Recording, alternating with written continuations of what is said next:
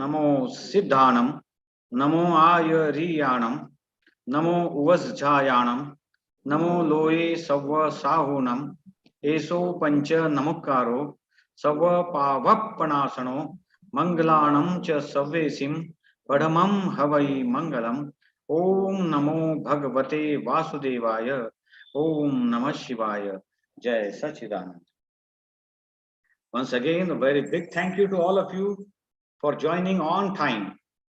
Our today's topic is Blissful Prayers Part 2, 9 Priceless Diamonds.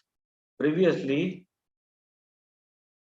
we had elaborative talk on Tri Mantra and prayer unto the soul. Our today's speaker, respected ma'am Sejal Nathu. She has a degree in pharmacy. She is from Irvine, United States. And I am very eager to listen to today's speaker. So I'm not going to talk too much. Let me very humbly invite Sejal Nathu ma'am. Please continue. Over to you now. Thank you. Thank you. Jai Sachidanand. So today's topic is the 9 priceless diamonds. And if we can switch to the next slide, or do I have the controls? Yeah. Will you please give your brief introduction also, ma'am? Absolutely. I'm a pharmacist by trade, and I am a mom of 2. I live in Irvine, and we try to imbibe all these principles that we're learning through this university just through our daily living. So that's kind of like our goal of how we're living. I've had the distinct pleasure to be able to be part of this, and I thank you all for letting me take your time in your evening or your mornings, wherever you are globally, and to invite me into your homes so that way we can learn more about the 9 priceless diamonds together. So it was really nice that we kind of started off with the Dada Bhagwan Tri Mantra, since that's actually the first part of these trifecta of prayers that we were introducing. And this is the last bit of the main prayers to move us along in our journey. And so the first thing is, what are the 9 priceless diamonds? It's always important to answer the who, what, when, where questions to have a better understanding of the concept or the principles we're learning. The 9 distinct positive 9 diamonds, they're very distinctive in how they're built. They are made to be nonviolent, and there are intentions or prayers which lead actions and thoughts in all aspects of life, to introduce to us by our graced by us by Dada Bhagwan. So when we say prayers, it just means that power of prayer or the intention, or we mean bhav. So in whichever way you take it, that's what we will be referring to for the remainder of this session. And they are non-denominational. So it can be applicable to all people from all walks of life. And it is relevant to all different viewpoints from depending on where you come from. And which means it's also not segregating. And you can use it based on where you are in your journey in life. They are divine in the sense that they came from Jnani Purush Dada Bhagwan. And so these prayers have much power behind them and the way they were built. They're to be done by focusing on the inner divinity within one. That's the God within one, the spirit within one. And that just main simple focus helps to clear and strengthen your consciousness. And by doing that, we're going to go deeper into that aspect. The concept is to understand them and to speak them and to revise them daily internally and not mechanically. I want to make sure we're going to go through kind of like the system of how we introduce that into our daily practice. And we say practice because it's always something you attempt, and it's kind of like experimental, where you gradually learn from every day. You get the results of it. So when we say practice, we don't mean just the mechanical piece of it, but it's the intention of the progress, since practice gets progress. And then the progress of it is the integration and intention in everyday life. And the bhava or intention is quite powerful, and even more when verbalized aloud. But even if not verbalized aloud, the concept of internal intention is also quite beneficial. And we wanted to go more into the science of that intention begets action. There is an entire system that goes into intention turning into action, the cause and effect. So we will go into that and how prayers intertwine in that. So these 9 divine prayers are quite beneficial when recited daily for the welfare of the world. Dadaji has provided that every scripture and religion that exist are actually encompassed in the 9 diamonds. We call it like the amrut, or the nectar of them are within the 9 diamonds. And they're built completely violently and through his heart. So we are graced with that level of power through the divine prayers. And we'll go into which each divine prayer is. These prayers purify the mind and spread friendship and brotherhood among mankind. Through this prayer, such causes are imbibed, as a result of which one can get a rebirth in a congenial background or spiritual advancement and ultimate liberation. This would be the long-term end goal, and that's something really important to look forward to in this, as you can, and I'll discuss my own personal experience with the 9 diamonds, where you can feel the positive effects in your daily life, in longevity, and then ultimately we're looking that this will transfer over into our continuation in our spiritual advancement through our lives. And we go back one. And so the main concept is that this prayer litigates the vibrations and of many negative consequences. The enmity, it illuminates conduct and better character in you. It helps to purify your mind just by the thought and intention of it, and definitely speech, especially when spoken aloud.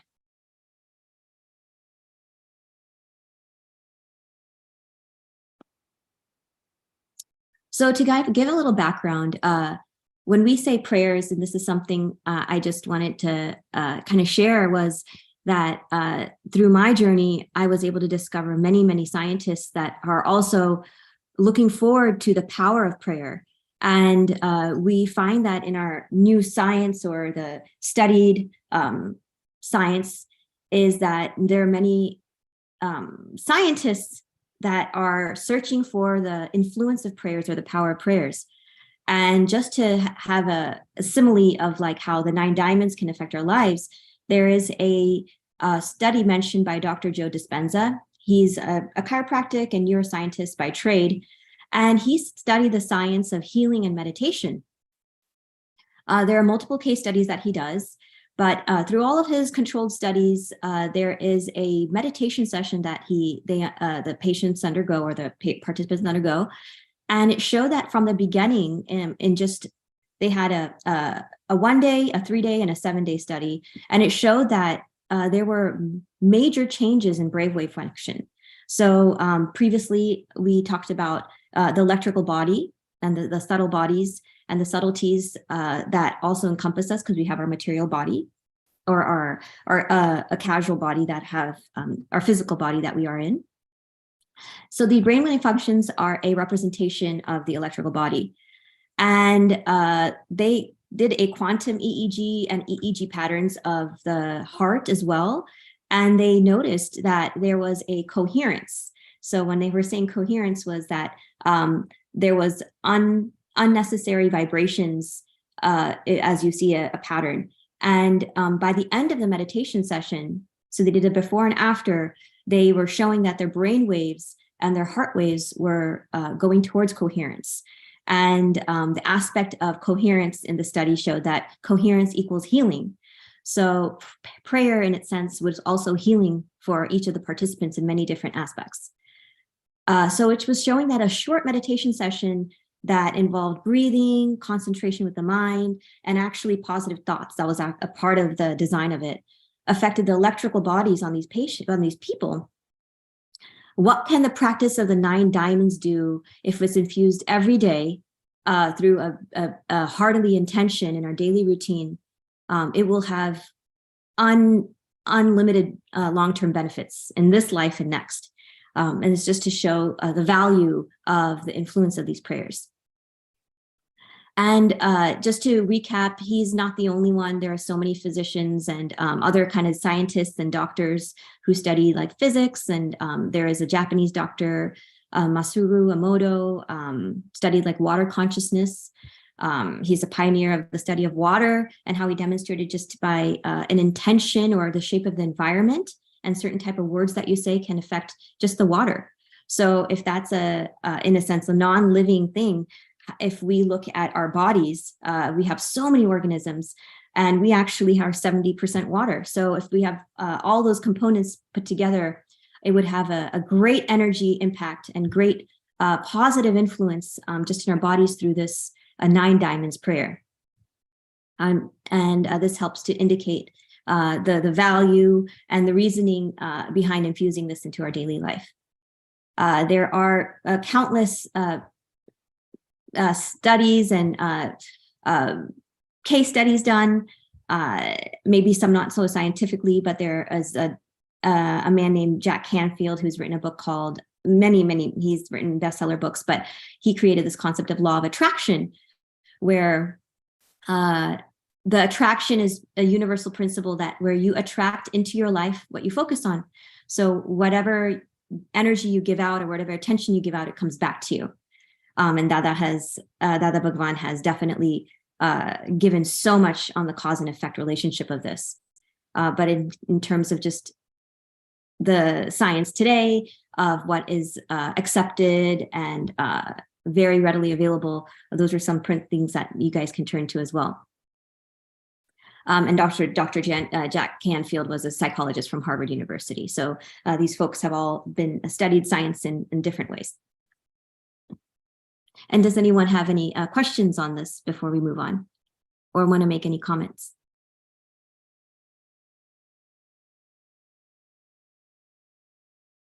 Yeah, this is the part that I find incredibly interesting because we have, at least we've been connected with the principles of Dada Bhagwan and the conducts that he has even modeled for us.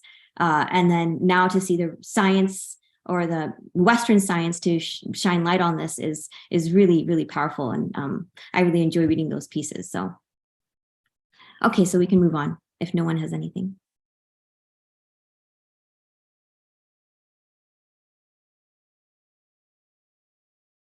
Oops, sorry.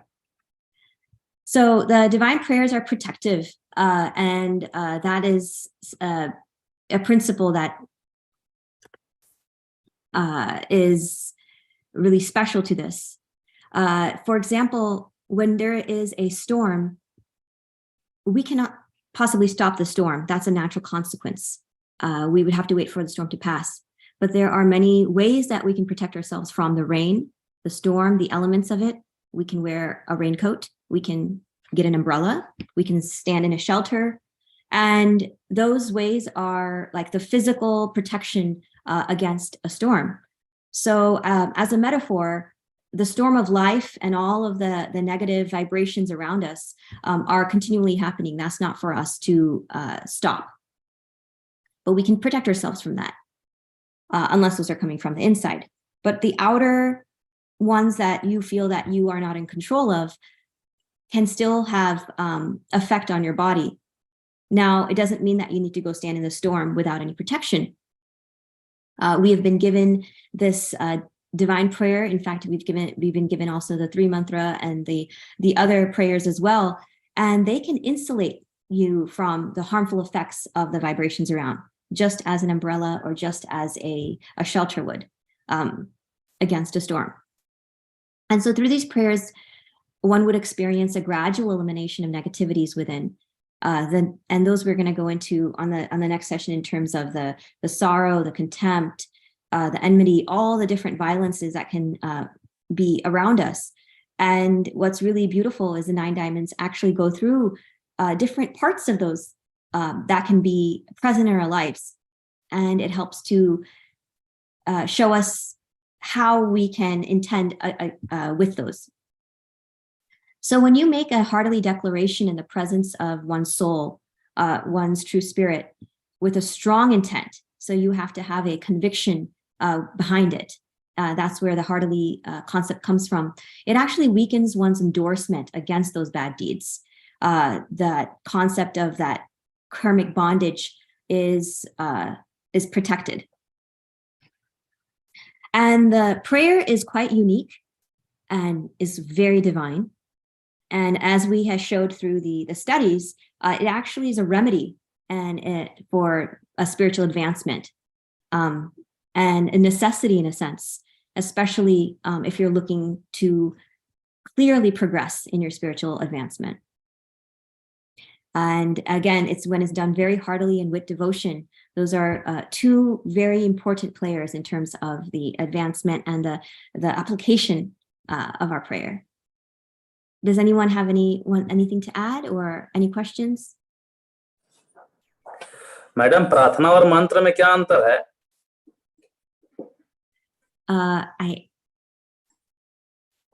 Can I get a translation for the Hindi?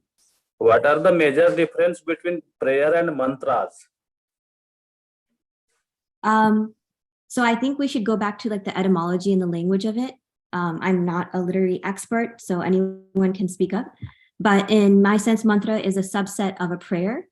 Prayer is the full umbrella concept of a positive, intentional thought that comes from the heart, and that prayer, that concept of the intention of a prayer is created through all different aspects. You can have a mantra, which is a repetitive chant that has through different sound, because there is like a sound science, and many mantras are made based on the sound of certain vibrations intertwined in it to create these powerful sentences that have a specific meaning.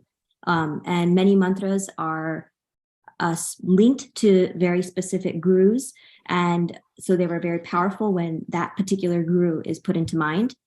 Kind of like a Lego piece has to be put in a certain place for a shape to take place. So a mantra, in my understanding, is a subset of a prayer. It's a type of prayer. I would say I don't see a difference of it. It's more of the schematics of the etymology of the word, but anyone is welcome to shine light on that. Thank you, and well explained. Even a mantra can be a prayer. Prayer is that which is offered to the Almighty, which is offered to God, which is offered to the Supreme Soul within. And prayer can be made of mantras. Okay, please continue. Did that help to answer your query? Yes, anyone else? Any query or any question? Or anything to add? Or we'll do one thing, we will discuss at the end of this session, right? Sure, no problem. Fine. And participants can also type down their questions in the chat box, okay, for the sake of clarity. Thank you. Yes, please do so. The participant is hold on. Ma'am, please continue. So the scientific understanding of this prayer is quite important. This prayer has been translated into multiple languages. Just here, I've seen 6 different versions in different languages. So this is universal in a sense. And to go into deep into the 9 diamonds, most preachers of the world, most spiritual leaders of the world will say your reforming your conduct is necessary for your spiritual advancement. And they tell you to reform your conduct. But the problem is that conduct cannot be instantaneously improved, even if you have the will behind it. And Dada Bhagwan has shown us light that there is a time lag between that space and time. So we may not want to hurt folks, yet we're still hurt by them. We may not want to say something, but it comes out in an unintended manner. So this is because there exists a lag time between the change in the belief and the corresponding improvement in the respective behavior. So the belief part is very, very imperative in this, where if you have a belief, that precedes all of the actions that follow. And so the 9 diamond is helping us to purify our nonviolent and clear belief in how our conduct or our character should be. So as it says, we're doing that, maybe we may be introduced to it now, so we would have to wait for that to seep. As we sow the seed, it shall reap at the end. The science of aspirational 9 prayers for self-improvement through revisiting the convictions of it, as revealed by our enlightened holistic scientist, Dada Bhagwan, is a long-term gradual process. So that's a very important thing to understand, but it is a very impactful and beneficial journey. So let's delve more into what the 9 prayers are. Oh, all right. So the cause and effect is a very important part of this. There is always a cause behind it of every effect. I think we reviewed that previously when we were talking about the bodies, the different kind of bodies that we have. So our present life is in the effect of the causes that were sown in the previous birth. And our trifecta of the mind, speech, body assembly in this birth is a form of the discharge, the resultants which have been charged in previous births. So this threesome, the mind, speech, body form, is the effect or the result whose causes were charged and they were created. They may sound that we keep repeating it, but it's very important to understand those different aspects, or in any way that is more accepted with the way that you use your words. But so that's kind of why it's written twice, because we really want to understand that this is what we're living in currently, but we can still affect the beliefs and the causes that we're putting in currently. And the natural law principle of the universe is that there cannot be a change in the given effect or discharge or the result output, but there can be changes in the programming or the new causes, and that's through that belief system. And every human being has an authority to cherish for what's desired intent or the inner purpose. And nature's law is what you reap, what you sow. In a very, very simple aspect, the cause is behind every effect. Even Einstein mentioned about the cause and effect relationship as well. So there's a lot of understanding based on how everything is just a resultant of what we have done in the past. So the purpose is now to put in more positive causes, so our future resultants will be more easy to cherish and beneficial for our advancement. Please continue. The very first divine prayer is paramount. It is not to hurt ego of any living being. Chandrakant Pai, would you like to read the first one? Yeah. Oh, Supreme God within me, may you bless me with such an infinite inner strength as would restrain me from hurting, causing someone to hurt, or supporting someone hurting even slightly the ego of any living being. May you bless me with such an inner strength so as to have relative pluralism in my speech, conduct, and thinking, so as not to hurt even slightly the ego of any living being. Thank you. Very nicely done.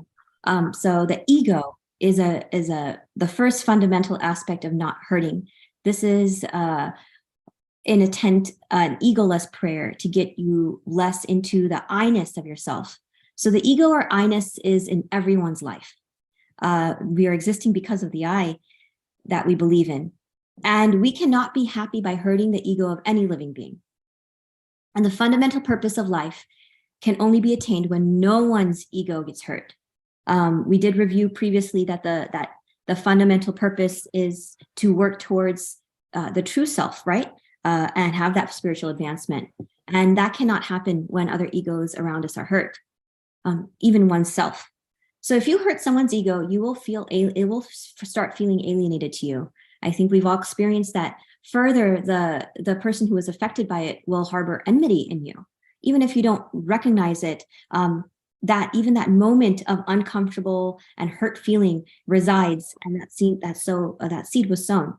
So thus it'll create hurdles for us in the path of our own spiritual progress. Because once that seed is sown, we would have to let it sprout to repent that piece for us. And ego does exist in the I-ness of everyone's life, is something that's a fundamental. So this first part says not to hurt the ego of any living being.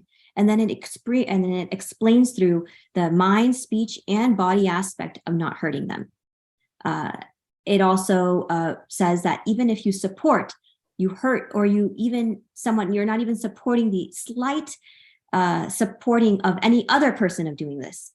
So it's actually putting you completely separate from this aspect of hurting any ego. And then it delves into the concept of relative pluralism, or Shyadvad Varni, Shyadvad speech. And we will go more deep into explaining that concept. Oops. On the next slide.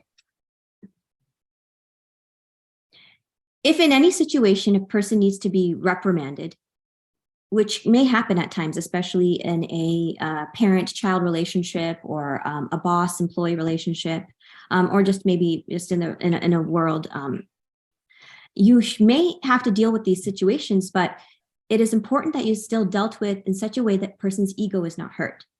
There are many examples through the life of Dada Bhagwan and some very, very noble leaders that we have, such as even if you read the history like Nelson Mandela, of how even if you're dealing with somebody who is stubborn in a sense, or in front of you, you can still deal with that person in a way that doesn't hurt their ego, and the situation can still be amicable. The diamonds 1 through 3 will help in a situation where if you have to reprimand somebody, what to do. And we will go we'll delve more into that. With this prayer, it goes into the nature that we don't have the consent or intention of hurting somebody's ego. So now if somebody's ego does get hurt or accidentally does slip out, we are still absolved of the fact of the non-ratifying of our own mistake. That's really important to understand. Not to say that now you should go out and just say, oh, I don't want to hurt anybody, and unwillingly have a rude character. That attitude is very important. But in terms of having the intention during that moment, it is important to have that intention that I'm not looking to hurt them, and then go ahead and continue on your event. And over time, that intention will surface into the action. So you would see those effects over time. And separately, it is like an umbrella situation where you may not see it, but on a very subtle molecular level, you are still being protected through this prayer, that intention that you are not looking to hurt that person's ego.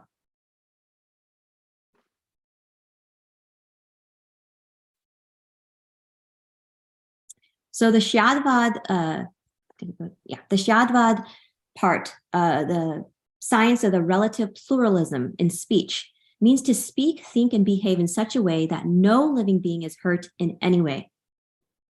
That's why we should know and understand the viewpoints of others.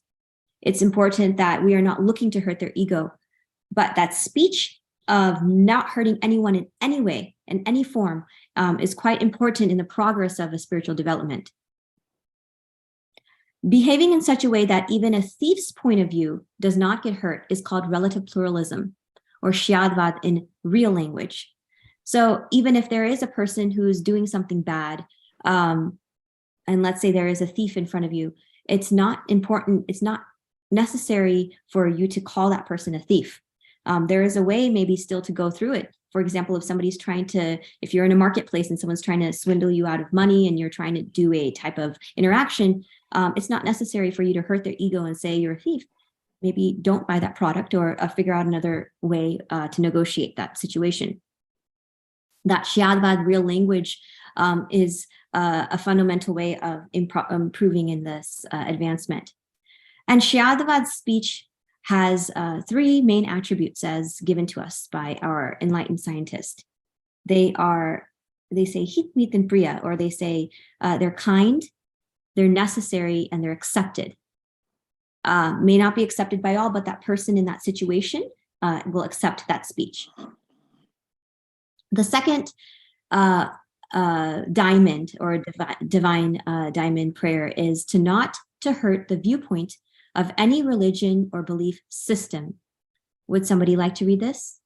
Well, may I invite from participants to read this prayer? Voluntarily? Jai Sachidanand. Yes, Sachidanand, please. We can read. Nimeshji, please. Thank you. Okay.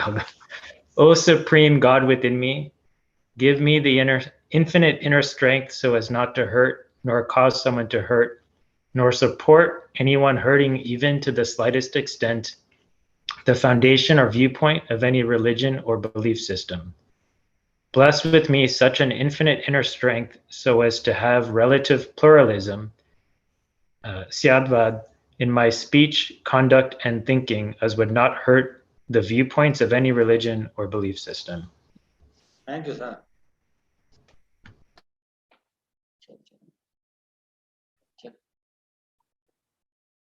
Thank you. That was really well written.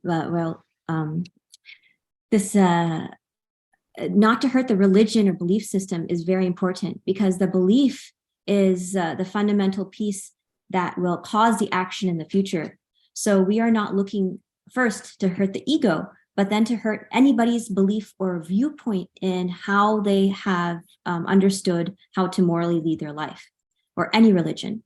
And that is very important, because we don't want to, every religious viewpoint or every viewpoint has a place in its own respective nature. If we want to go to the next slide. Yeah.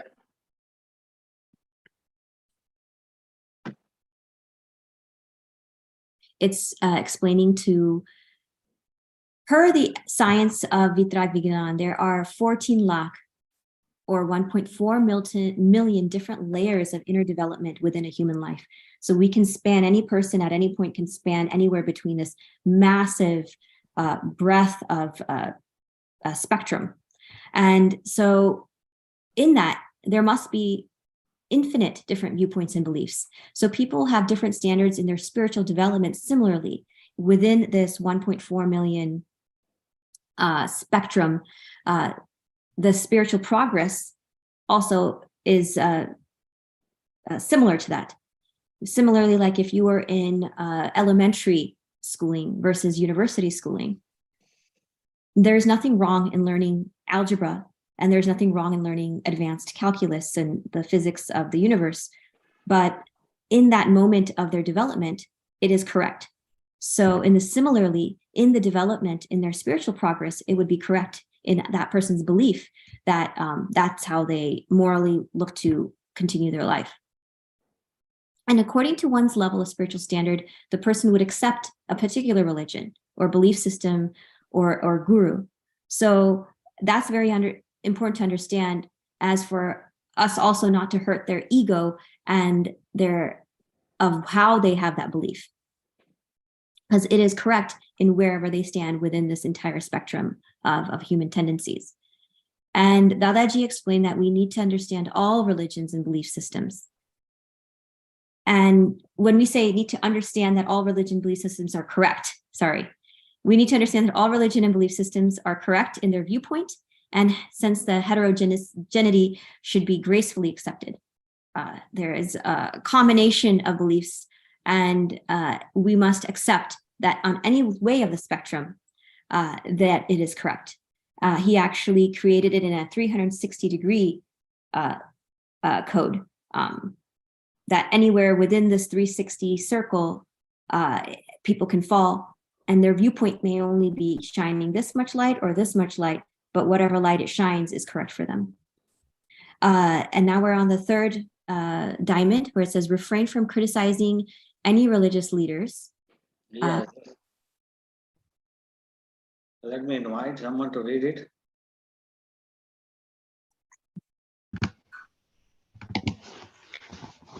Sure, I can read. Please, please.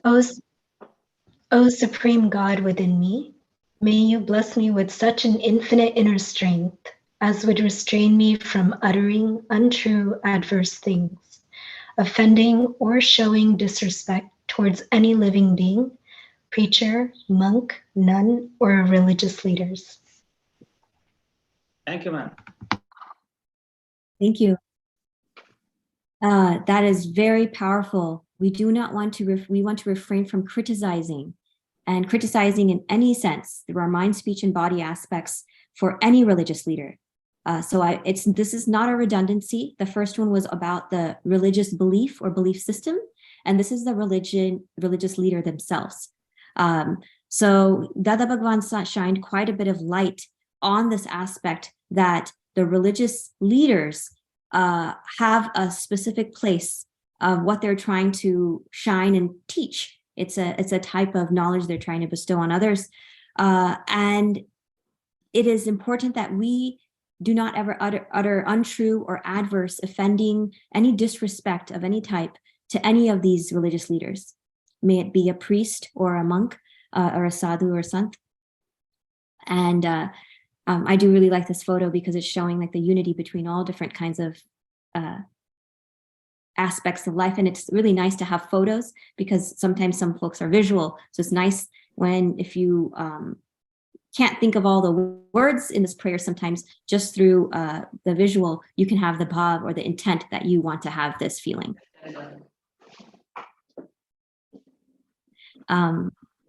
Okay, let's continue. Thank you.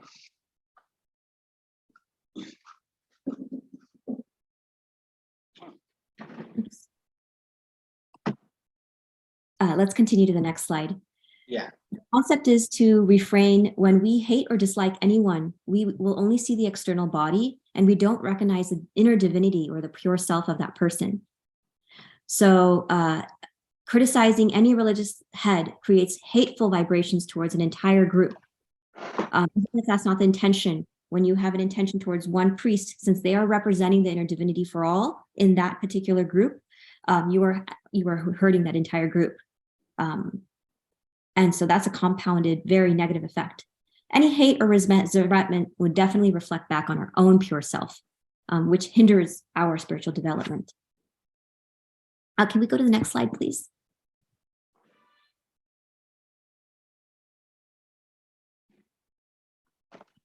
Oops. Well, prayer 4, not to dislike or hate any living being. Oh, Supreme God within me. Oh, sorry. Sorry, I guess the slide didn't make it in. It's okay. I just want to go over one little thing where it says, sorry to go back, but the third column was that in present times, most of the karmic bondages are due to hurtful language or speech. So we should have a continuous inner intent as to how one's speech should be improved to become sweet and sober, even towards religious leaders. Please continue.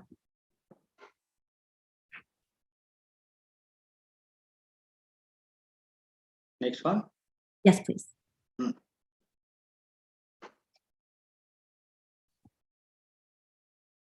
Not to dislike or hate any living being.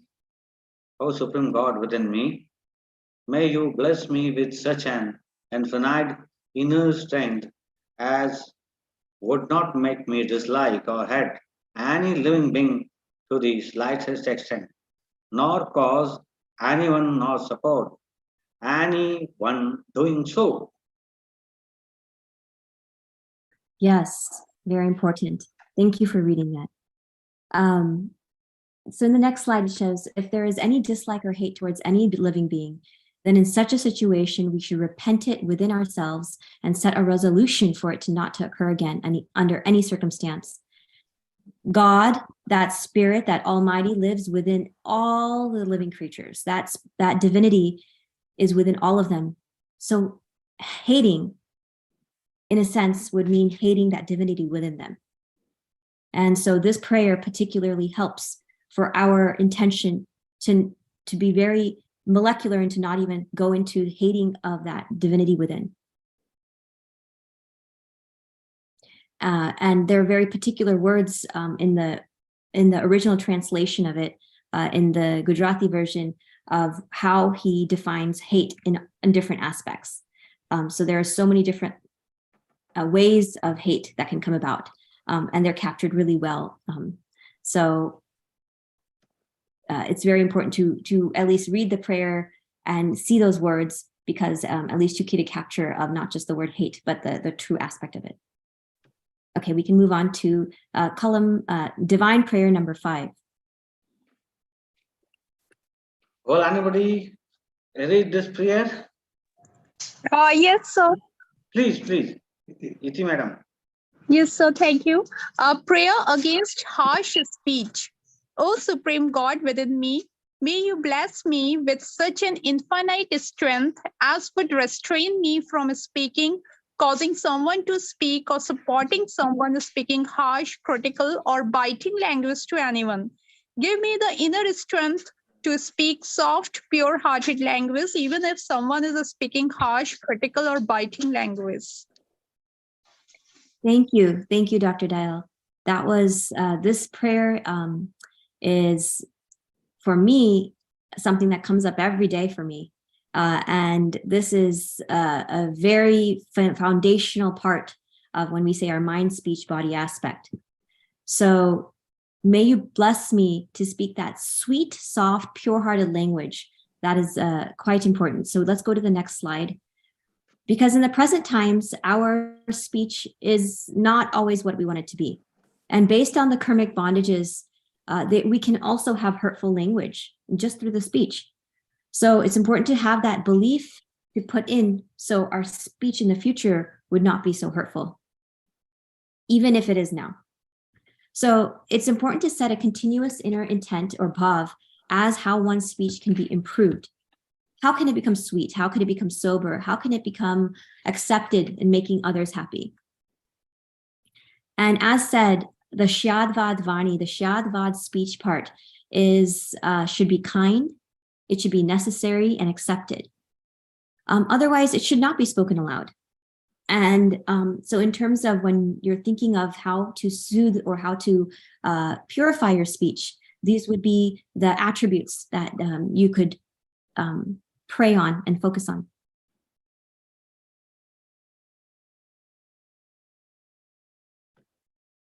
And number 6, divine prayer number 6, the prayer for celibacy and purity. I'll go ahead and read this one. We still have a few other left. It says, O Supreme God within me, may you bless me with such an infinite inner strength as would restrain me from committing the carnal carnal deeds, desires, or gestures, causing someone to commit them, or supporting someone committing them to any living being, may it be gender, masculine, feminine, or neutral. May you bless me with an infinite inner strength of keeping me forever free from the carnal desires of any sort.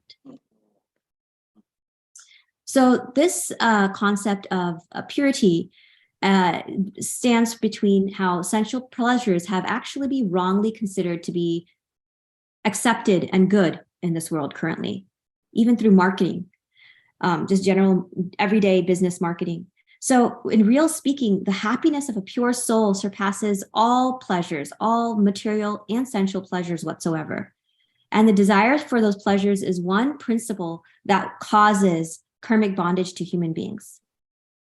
It's a very positive bondage creator.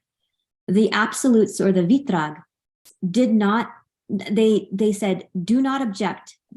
Sorry, yet The absolute vitrags do not object when sensual pleasures are entertained within the normality aspects of the social boundaries of one's legitimate wife or husband. That's a very important point. So this concept of celibacy is very powerful in spiritual advancement.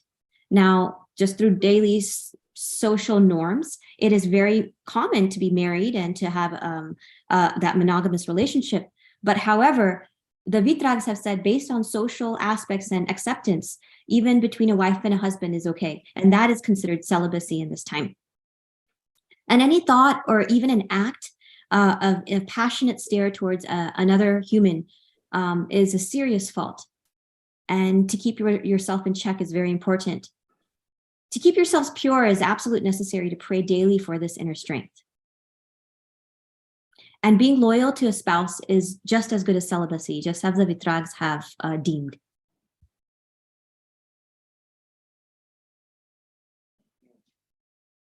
Please, next slide, please. It's important to understand that the polluted vision is a direct entry, one ticket to the hellish realm. So monogamy or even celibacy in our era is very important. Extramarital relations are causing and leading beings closer to hellish forms. And Jnani Purush, our enlightened scientist, and the Vitrag gods have described the lustful thought over women or men is a major, major danger, especially in the era that we are in, called Kali Yuga. And vision, wherever vision is polluted, there should be instant remorse. So there is always an important that, okay, a mistake has been made. How is the repentance and the fixing of it? How do you shoot on sight? So at that same moment, for any bad thought, that repentance should be at that next moment. So that is very necessary to fix that erred mistake. And if it's not done just at that moment, as the enlightened scientist has mentioned, shoot on sight, then it should be done when that moment is remembered. Let's continue. Is anyone looking to read Divine Prayer number 7? The prayer to control excessive temptation towards any particular taste of food. It is there, ma'am. Huh? Please read this prayer. O Supreme God within me, may you bless me with such an infinite inner strength to control my excessive temptation towards any particular taste of food.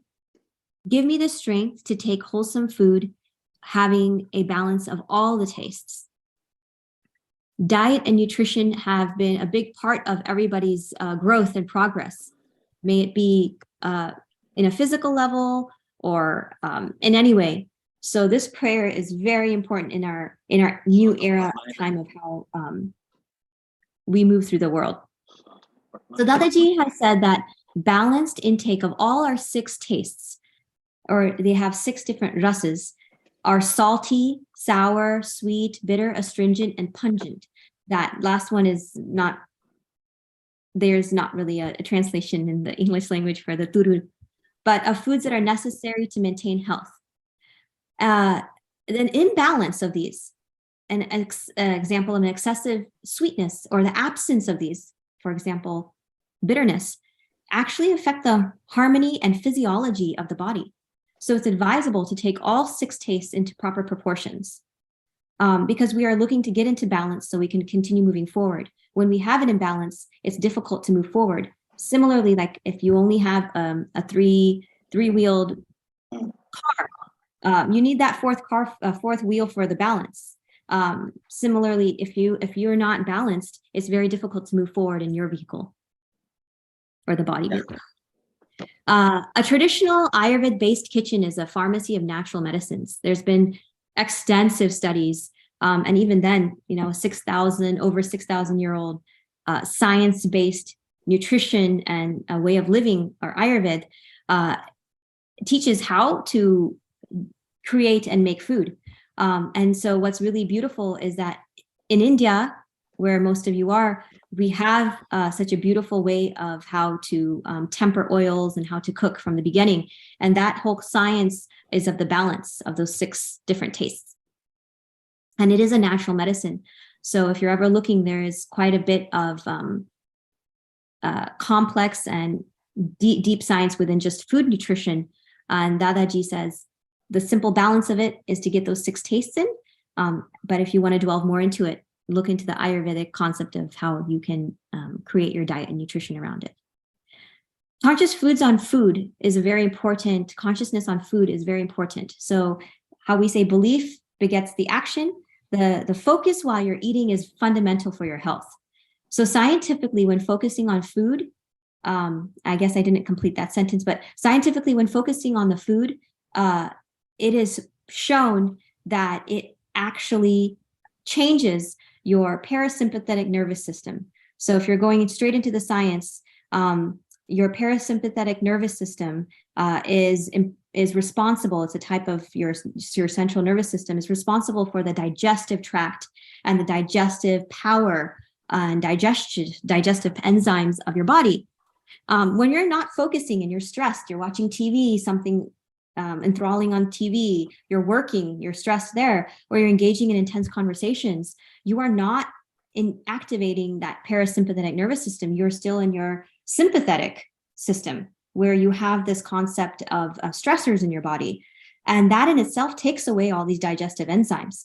So in a sense, Dada has said that you must focus when you're eating. You must be aware of the food that's going in your body. And that concept of just the concept of how to engage your involuntary system to make your body more balanced is fundamental, just so you can be healthy. So prayer, the conscious food piece is fundamental. And it's important that digestion is definitely a function, how we mentioned, is a function of the parasympathetic nervous system when focusing, and you're allowing the natural system to happen properly when this happens. Conscious focus during meals involves not relishing the thought of other foods. So this prayer also involves that the repentance of such thoughts are necessary, so you do not input more causes in the future. For example, if you're eating something delicious and you're thinking of the last time you ate it somewhere else, and you're like, I can't wait to have it again. Well, it's actually presented to you currently. This effect has, or the cause has currently come to you, and it has become a blessing for you to complete this seed that you've sown. But now you're sowing another seed for the same thing, and it becomes this vicious cycle. And we're looking to be complete and empty this rain barrel of stuff regarding food. So when we complete our rain barrel, as like we harvest water in India, we want to finish that rain barrel. We don't want to keep filling it. So when something is presented to you, even food-wise, do not relish the thought of other foods. Complete what is currently in front of you. So that 3 system is fundamental from this prayer. There's quite a bit of research that can go into this, but the main aspect is have the 6 different rases, or the 6 different tastes involved in a balanced form. Focus on the food, which is very important for your consciousness, and do not put in more thought regarding the food, even if it's a negative thought that this food lacks salt. There may not be. It's not important for you to verbalize it. Maybe just know it. So the next time you can put salt on it, but that's not necessary for you to put that out there. I hope that was clear. Please, Dr. Patel. Thank you. I was wondering, has Dadaji ever clarified, is this diamond meant to be literal, or does it also apply to any other like sense intake? Or is it simply about food only? So like, in other words, is it balance of any desires towards any central object? That's a very, very good question. So this particular prayer is specifically just for the food and nutrition intake, the food, anything that we ingest in our body. So the concept of the material desires and those pieces, that's a very good question. I don't see that, but I don't see that in the rest of the prayers through the material desire piece. This particular thing is just on the ahar vignan, the food science behind it. Does anyone have any information? I think what I'm trying to say is that food is like different in different ways, right? Like tongue has one sense, but then there's so many other senses. Like there's the sound, visually we see certain things. So like we could apply this towards those aspects as well, but I'm not sure if Dadaji has spoken on that aspect of it. Well. So whatever comes to you, whatever appears in your dish, Dadaji says in this regard, it is saying to you naturally and you are supposed to enjoy. That is the nutrient which is required by your body. So no need to have any other desire or complain that why certain taste is missing in my dish, or why there is not any sour right now. I have the desire to eat sour, but it is not there. It means the body does not really require it that moment. So as per Dadaji's principles, whatever comes to you, it is basically for you. Take it, accept it with ease, without having any stern urge for any particular food. Let us take Lala Bhai Patel sir's comment on this. Yes, Dr. Nimesh, see, food doesn't include only taste. No, food has smell, food has appearance. Wow. So three things together, and sometimes food has sound also, you see. Okay, no, the biting, okay. So particularly this diamond actually takes care of enjoying from all aspects, especially the food, as Sejal told us. This relates to food, especially food only, not in the sense of other senses, but especially all senses are actually active while you are eating, and they must be focused on that. Say here the example says, while watching TV, now you don't see your food, you see only the TV, what is coming on the screen. So that goes against the spirit of this diamond. That's what I understand. Right. Thank you. That was beautifully explained. Does that help to answer your question? Yes, thank you. Okay, and actually, I think that would be a very that's a very next level of research, because that concept of food and all the senses that are relative, that are relation to food. This would be a very beautiful thing to continue the research for this divine prayer. Thank you for that. And there is actually a book. It's called Ahar Vignan. There's a abridged version and there's an unabridged version, and it is very, very heavy. I had the pleasure of reading that when I was in college, and it completely changed. Even though I didn't understand it all, over time, just having the exposure of the food science really changes the way that you can transform your diet and nutrition, and in a sense relate it to all of the nutrition that's going in your body. Please continue to diamond. We'll go to diamond number 8, showing no disregard to any living being, to any being, living or dead. May I have anyone participant to read this, please? Yes, I will read. Please. O Supreme God within me, may you bless me with such an infinite inner strength as would restrain me from uttering untrue adverse things, from offending or showing disregard towards any being, directly or indirectly, living or dead. Jai Satchidanand. Thank you. Thank you, Sonam. This is divine prayer number 8 to show. We'll continue to the next slide. Show no disregard towards misconduct or disregard towards any being, living or dead. So uttering offensive words or actions in any manner towards a living or dead being rebounds adversely and affects oneself first. And that's because that soul still exists somewhere else. Hence, it's still affected.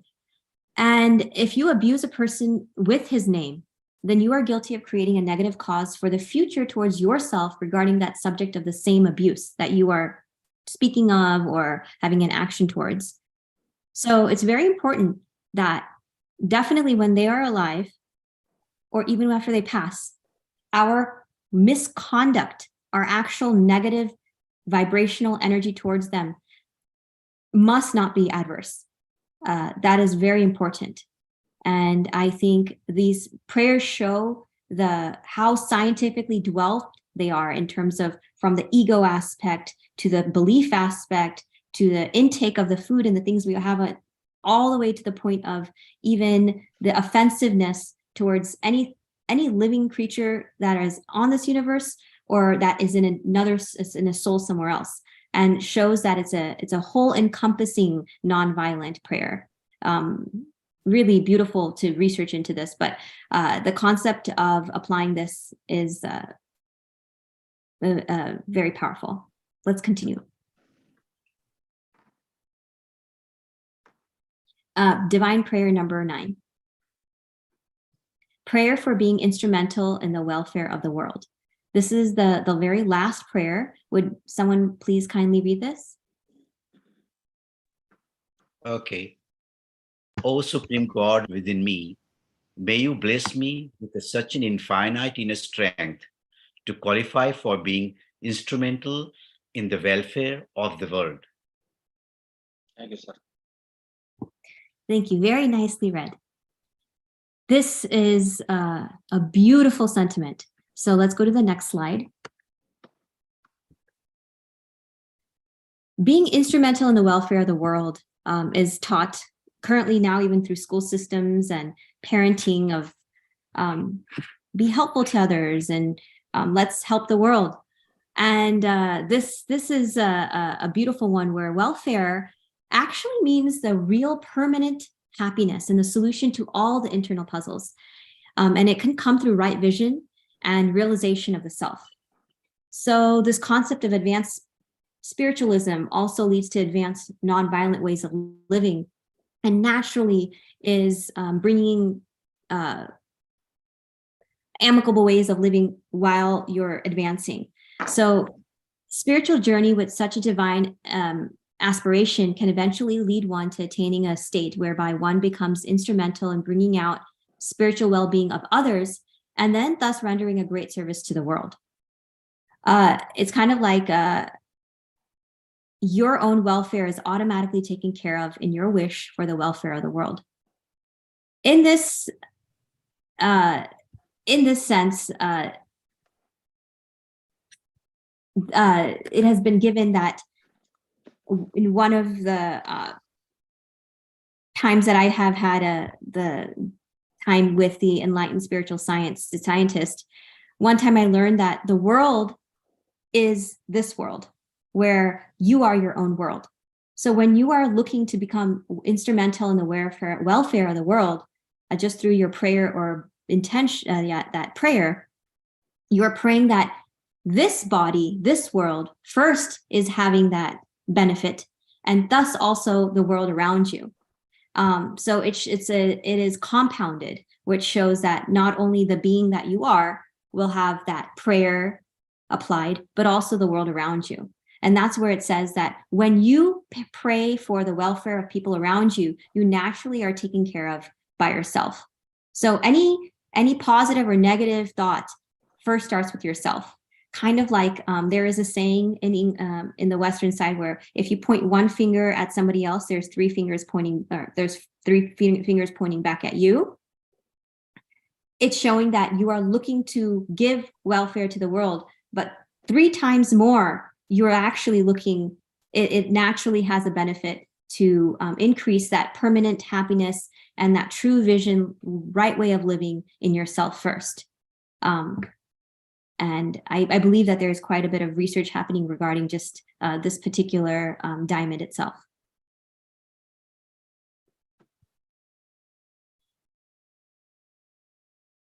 Oh, here we go. So it says, you are your world. So the prayer actually resonates positive effects to your world or your body and the world at large around you. And this Jnani Purush Dadaji has actually mentioned that charity begins at home, where the home is yourself. So when you begin starting these prayers, especially this last 9 diamond, you are definitely giving service to yourself and also those around you. In the same manner, when the charity is positive, the well-being of others, you definitely are included in that, because in that sense, we are looking at the divinity within. So it's quite powerful.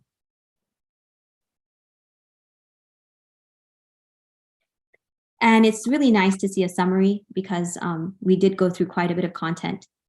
And since I'm a visual person, it's really nice to kind of have it laid out. And to review, so the very first one highlights the non-violent aspect of not hurting anybody's ego. The second one is to not hurt any religion or religious or spiritual belief. The third diamond is not to hurt a spiritual or religious leader themselves, since they are a representation of the divinity that they're trying to pass. And the fourth is the hatred or dislike to any living being. We didn't spend too much time on that, but there's quite a bit of spectrum in the concept of different ways of aberrance, hatred, and dislike towards things. And there has been an entire explanation regarding that fourth diamond. Number 5 is the speech aspect. This is the short one, but this kind of gives it to you where maybe our speech should be short, succinct, and quick. That's kind of necessary. And so just that word speech kind of encompasses that whole concept of Shyadvad, or a relative pluralism speech. And the diamond 6 is regarding food and your nutrition intake. And because of Dr. Patel, we now have an understanding that all the 5 senses that relate to food intake. And 7 would be essential desires and practicing celibacy. Divine prayer number 8 is the misconduct or disregard to any human living or dead. And the 9th and the final diamond is having welfare of the world. And with all of these said, our progress and our practice and our intent is to be able to hone and encompass this in our daily living. And at times we don't. But that's why we are given this concept that you can still repent. So in any of these offenses or hostility, any hindrance, any discourtesy, any indiscretion, non-devotion, wrongdoing, misdeed, in any form to any living being, if it's ever done by you, you are encouraged to heartily repent for that action and solemnly intend with your heart to not repeat those actions again. And that in itself is an apology, and that can be done daily as well. So I like to kind of discuss a little bit about my personal experience. When I was given, when I was introduced that I would be able to share or help to present this topic, I started an experiment of my own, just taking divine prayer number 5. I took speech and I wrote, first I wrote the column, the entire diamond out, and then I wrote just the intention that I had behind it. And I thought I would journal. I tried to do it every day, but I tried to journal just on the speech after saying the divine prayer. And I got to see how just the belief regarding behind my speech has progressed from a few months ago to today. And it's not even trying to make any changes. It's just the basic observation of it. So it showed in just a very short period of time what could be done. And because of just that basic observation at the very end of the day regarding these 9 diamonds, and my particular experience was just with diamond number 5, it showed the positive influence, the power of that cause, of how it can actually affect even the inner mechanics of how the speech would be coming out. Since the speech is always taken, there is quite a bit, it's kind of like an iceberg. 70% 70% of the speech is inside and 30% actually come out. So there's quite a bit of things going on inside. So I was able to reflect on that.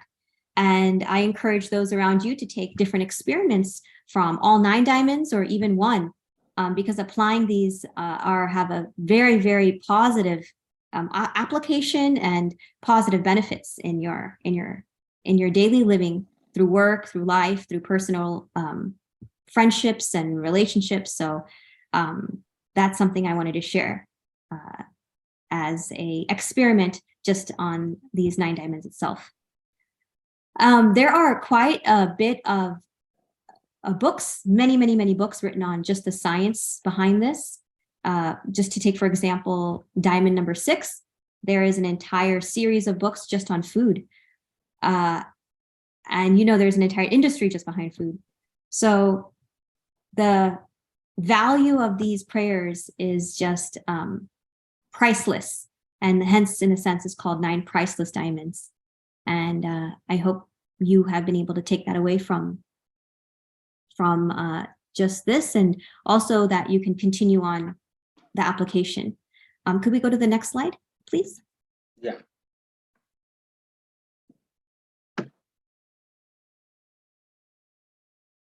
And in summary, to review kind of like the grittiness of all the information, it's important to understand that cause results in effects. And so if you input the positive prayers of the 9 diamonds as a new cause, then you shall, maybe not today, but in the future, even in the next life, reap the positive effects. And the concept is to focus on the supreme God or the pure divinity consciousness within oneself when reviewing the 9 diamonds. And the approach is to have an inner hearty aspiration for it versus just a mechanical routine of the recital. And maybe in the beginning, you're just mechanically reciting it, but your understanding will increase, and that intention will happen naturally throughout the day when you eat food, or you have a specific thought in your head or a dislike, or you come across a religious leader. Praying on the 9 diamonds sincerely with attentive alertness in day-to-day living is fundamental. The sincerity is very important, that heartily intent. And the code of conduct is the epitome of all the scriptures. Dadaji doesn't ask to behave accordingly or observe if the behavior has changed. That was my personal experiment. But it's rather to imbibe this as a daily prayer and aspire to progress towards these conducts. And it's a gradual progression, but the intent should be there. It should be done heartily, and it should be done daily to be able to reap the benefits. That's all I have to share for today.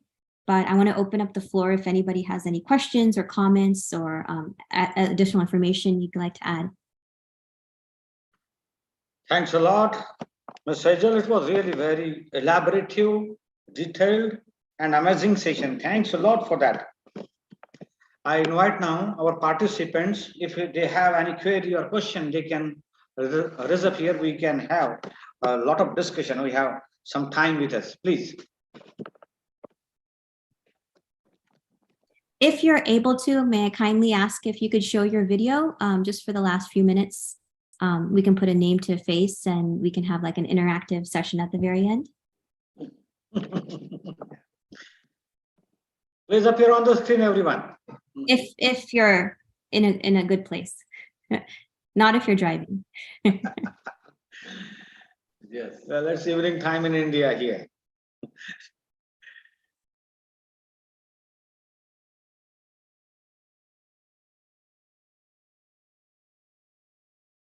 I have a question Sejal, for you.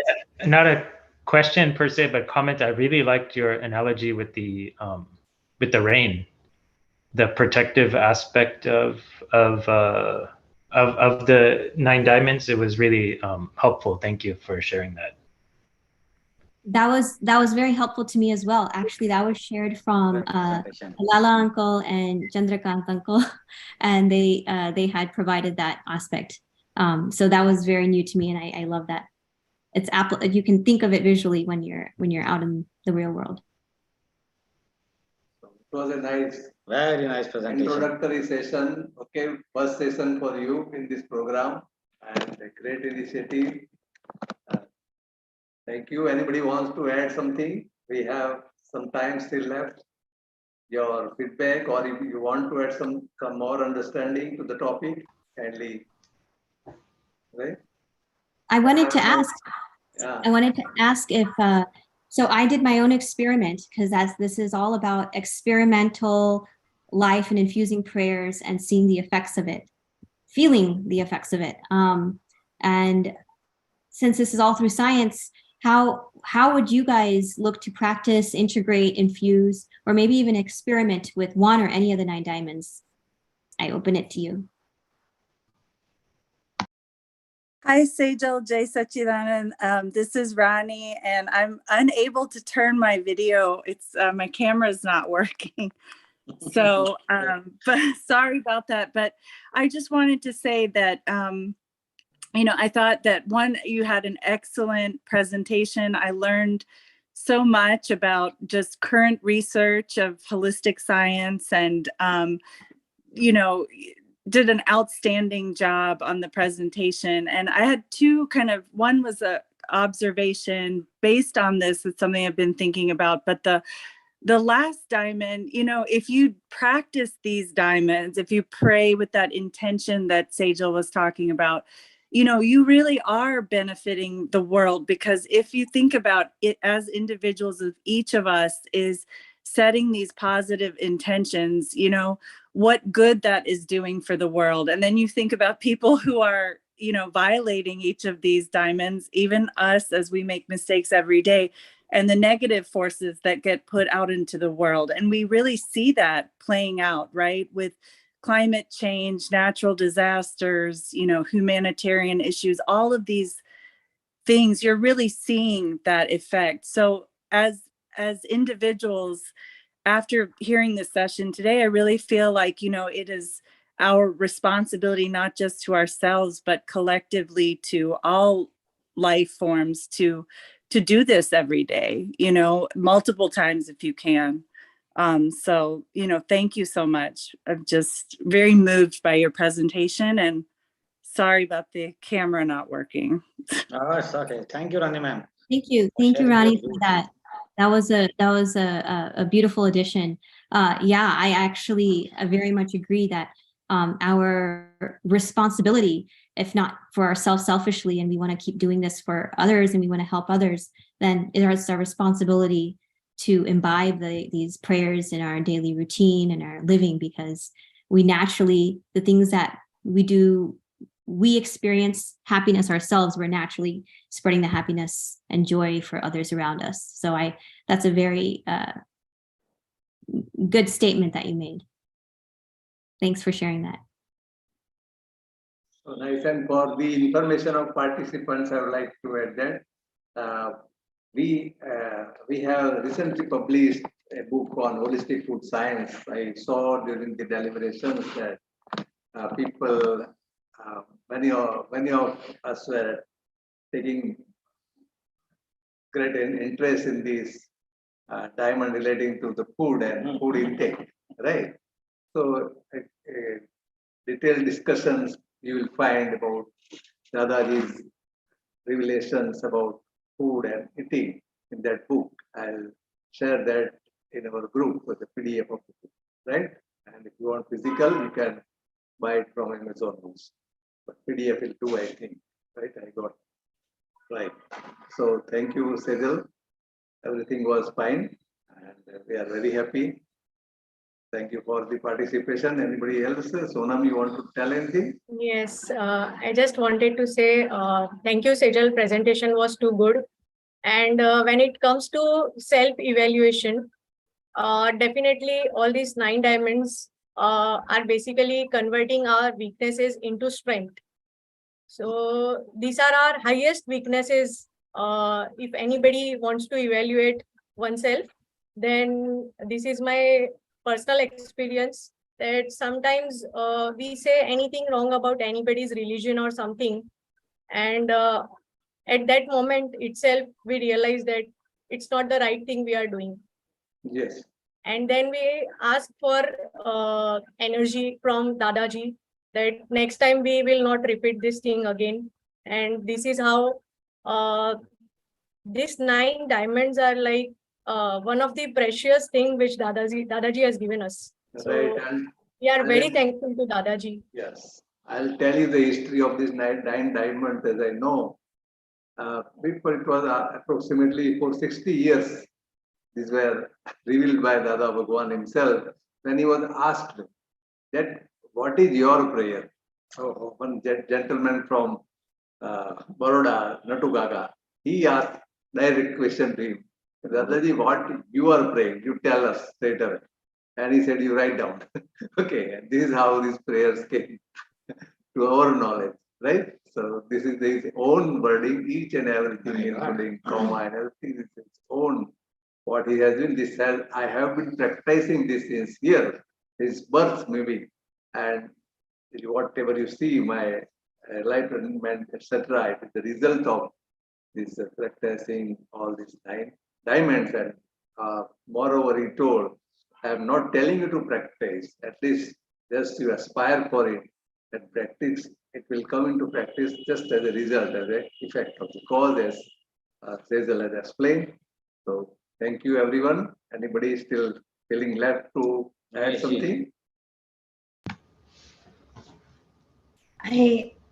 Lalaji, I wanted to say, Yes. this reminded me, that's incredible experience that you just shared. I remember a few years ago, there was in a Gita class, there was a chapter that came up. In chapter 16, there are about 26 virtues that Krishna Bhagavan mentions that a human being should, naturally imbibe, that there resides within a human being. And at that time, because we had these 9 diamonds, I was still young, and so learning about these 9 diamonds, the connection between those 26 virtues that was listed in that chapter, and these 9 diamonds, all of those virtues are encompassed within those 9 diamonds. And when that came together in my mind, I was blown away, because it is perhaps the most efficient way that you can to program your mind to begin conducting yourself. And it. Yes. I think audio stopped, I think, Vinal. Yeah, I think she's got stuck. I think she's having a connection issue. Right. But that was a beautiful part. That was a beautiful. She can share those verses also in this group, right? And write something correlating these 9 diamonds with these verses of Gita. Sejal, you can phone her, right? Yes. That will be a yes, good understanding for all of us how she relates 9 diamonds with Bhagavad Gita verses. You see, yeah, it's a great thing. That was a beautiful thing she added, and that actually brought the last piece to mind. I forgot to include it in, but I think in generation we're looking at life hacks and how to be more. Oh, there you are, Binal Ben. Please continue. You said that it was the most efficient way to, and then you got cut. But it was yes. You had effective prayers. Sorry, the computer went out.